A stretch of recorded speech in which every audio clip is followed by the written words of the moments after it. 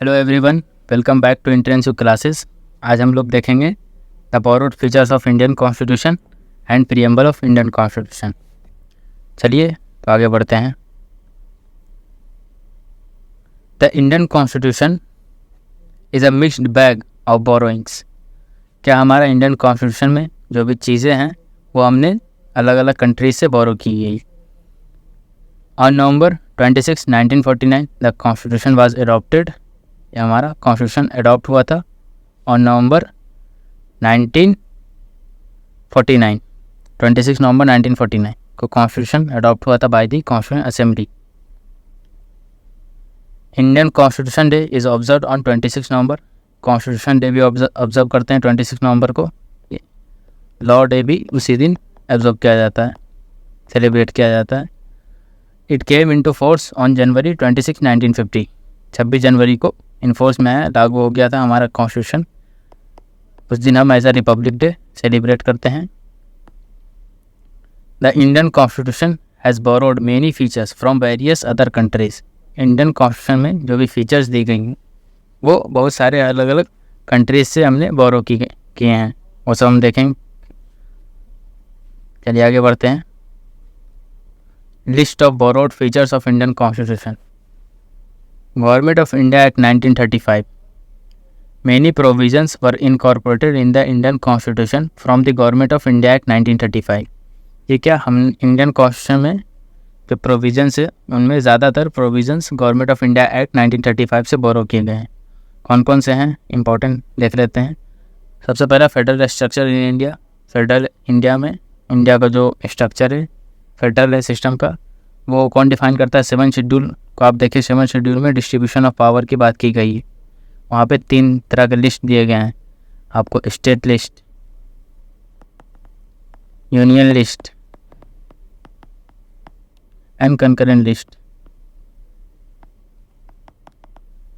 तो ये क्या है, डिस्ट्रीब्यूशन ऑफ पावर को दिखाता है, जिससे federal structure of India define होता है। इंडिया एक फेडरल स्ट्रक्चर में वर्क कर रहा है।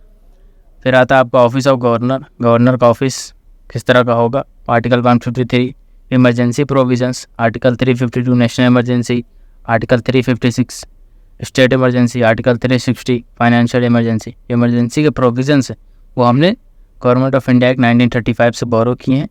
बट इमरजेंसी के वक्त जो फंडामेंटल राइट आपका सस्पेंड होता है एक्सेप्ट 20 एंड 21, वो जो प्रोविज़न है वो हमने जर्मनी से बोरो किया है।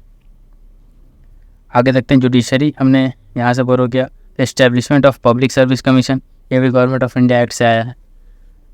आगे बढ़ते हैं।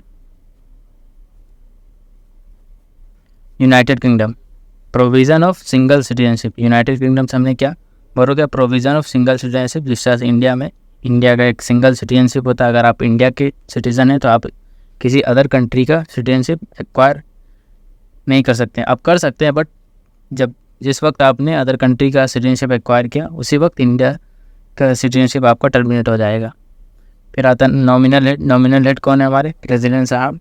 वहाँ पे यूनाइटेड किंगडम में कोइन होती हैं, तो ये भी प्रोविज़न हमने यूनाइटेड किंगडम से बोरो किया। फिर parliamentary form of government, parliamentary form है इंडिया में, सेम यूनाइटेड किंगडम में भी वैसा ही है। By cameral parliament, by cameral parliament state level पर जो होती है आपकी, फिर आपके सेंट्रल लेवल पर भी है, वो भी हमने यूनाइटेड किंगडम से बोरो किया। फिर principles of rule of law, rule of law का जो प्रिंसिपल है ये भी हमने यूनाइटेड किंगडम से बोरो किया है। इसके बाद आता है आपका यूनाइटेड स्टेट ऑफ अमेरिका। वहाँ से हमने क्या बोरो किया, तो वहाँ से the role of the president as the supreme commander of the arm force. India में क्या है कि जो आर्म फोर्सेस हैं उनके सुप्रीम कमांडर कौन होंगे, प्रेसिडेंट। ये आपका आर्टिकल 53 कहता है। तो ये जो प्रोविज़न है ये हमने यूनाइटेड स्टेट्स ऑफ अमेरिका से बोरो किया है। इसके बाद प्रीएम्बल का कॉन्सेप्ट, प्रीएम्बल हम आगे देखेंगे। प्रीएम्बल का कॉन्सेप्ट भी हमने यूनाइटेड स्टेट ऑफ अमेरिका से बोरो किया। सबसे पहले अमेरिका ने ही प्रीएम्बल को इंट्रोड्यूस किया था। फिर फंडामेंटल राइट्स है हमारा, जो कि इंडियन कॉन्स्टिट्यूशन का बहुत ही अहम महत्वपूर्ण पार्ट है। तो वो स्टेट्स ऑफ अमेरिका से, यूनाइटेड स्टेट्स ऑफ अमेरिका से हमने बोरो किया। वहाँ की bill of rights, bill of right क्या होता है, जो फर्स्ट 10 अमेंडमेंट्स हुए थे वहाँ के, उन्हें कंबाइन में बिल ऑफ राइट्स कहा जाता है। तो वहाँ से हमने फंडामेंटल राइट बोरो किया। फिर आपका independence of judiciary, article 50 and judicial review आपका आर्टिकल 13। तो ये दोनों भी हमने यूनाइटेड स्टेट्स ऑफ अमेरिका से बोरो किया। आगे बढ़ते हैं। आयरलैंड। आयरलैंड से क्या बोरो किया? The concept of DPSP। DPSP का फुल फॉर्म क्या है? Directive principles of state policy. ये हमने आयरलैंड से बोरो किया है। फिर आता है आपका methods of elections of president के इलेक्शन का जो मेथड है वो भी हमने आयरलैंड से बोरो किया है। प्रेसिडेंट का इलेक्शन इलेक्टोरल कॉलेज के थ्रू होता है, फिर इसमें सिंगल ट्रांसफरेबल वोटिंग सिस्टम होती है। तो ये हमने आयरलैंड से बोरो किया है। इसके बाद आपका Canada. The power of the centre, ये सेंटर लिखा है, the power of the centre to appoint a governor in the state में एक गवर्नर होंगे जो कि सेंटर के थ्रू अपॉइंट किए जाते हैं। कौन अपॉइंट करता है? प्रेसिडेंट साहब।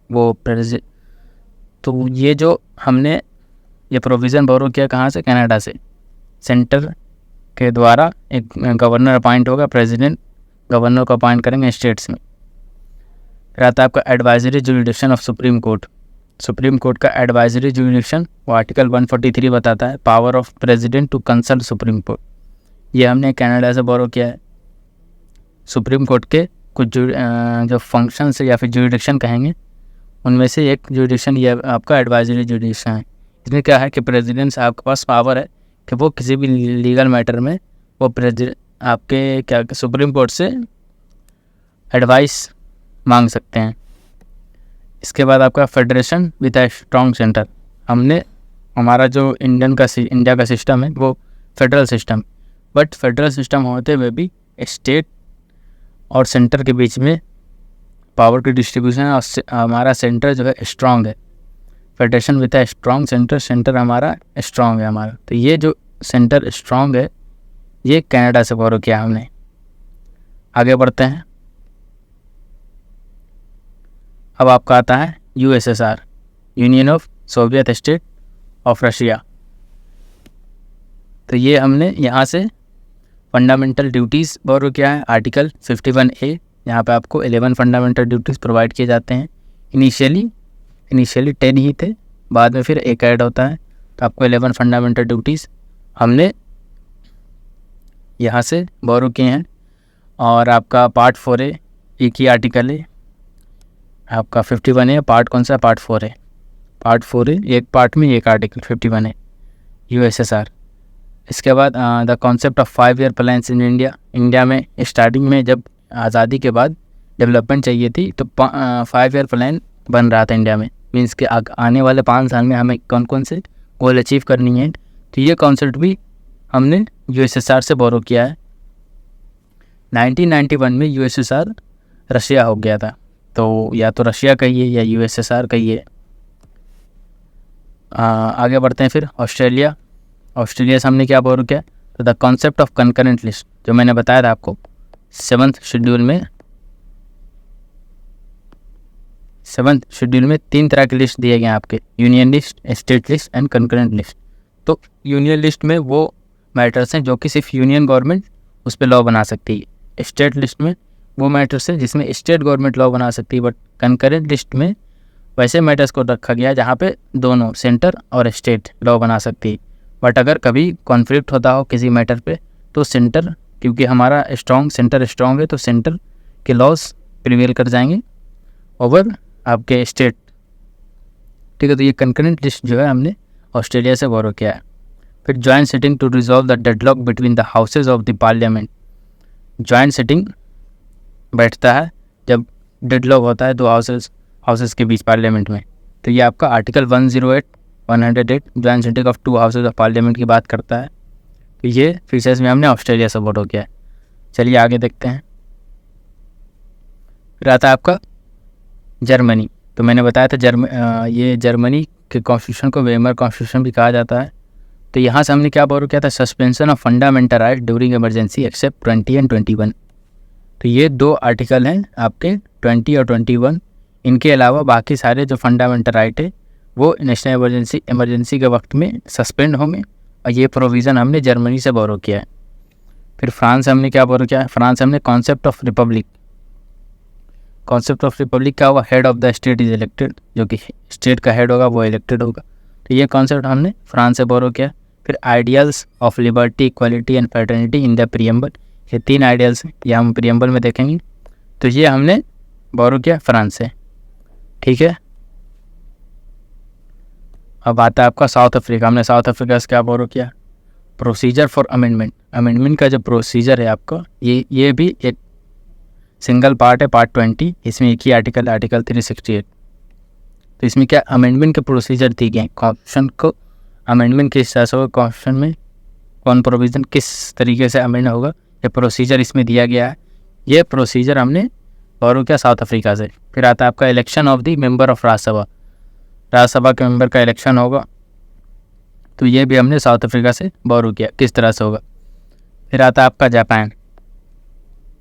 The concept of procedure establish by law, ये क्या है, the concept of procedure establish by law.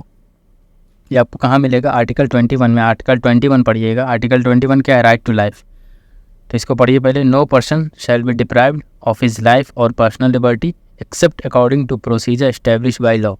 इसमें क्या है कि किसी भी पर्सन को, या फिर इंडिया के जितने भी जो भी लोग हैं, किसी भी को, सबको राइट टू लाइफ है कि उन्हें ज़िंदा रहने का हक़ है, जीने का अधिकार है।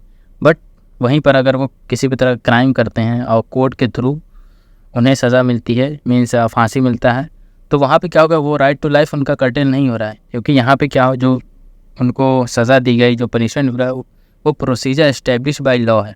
तो यही कहता है, प्रोसीजर एस्टेब्लिश बाय लॉ का कॉन्सेप्ट हमने जापान से लिया है कि उन्हें जो सज़ा मिली है वो प्रोसीजर एस्टेब्लिश बाय लॉ के थ्रू मिली है, कोर्ट के थ्रू मिली है। तो वहाँ पे वो राइट टू लाइफ क्लेम नहीं कर सकते हैं।